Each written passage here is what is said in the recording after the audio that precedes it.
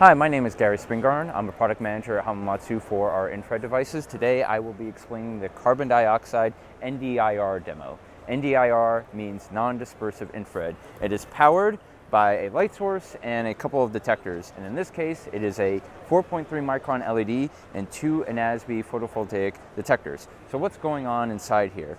Well, when CO2 gas enters this space, it will heavily absorb this 4.3 micron light.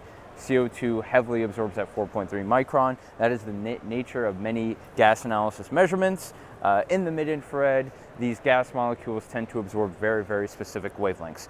So what's going on inside here? Well, we are reading out at two of these photodiodes at different signal levels.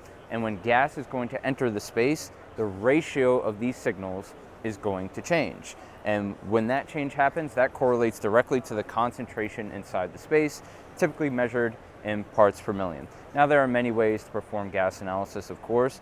Here at Hamamatsu, we focus on photonic techniques and components.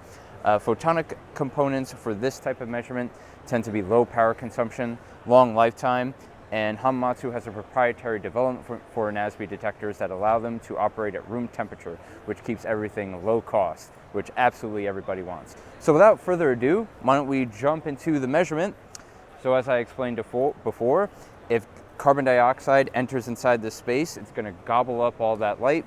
We're going to see the signal change between those two photodiodes, and we're going to see a change in the parts per million. And there you have it. Of course, my breath has a lot more carbon dioxide than the ambient atmosphere, and we see it on full display here. So if you have any questions about infrared components or gas analysis in general, feel free to contact Hamamatsu.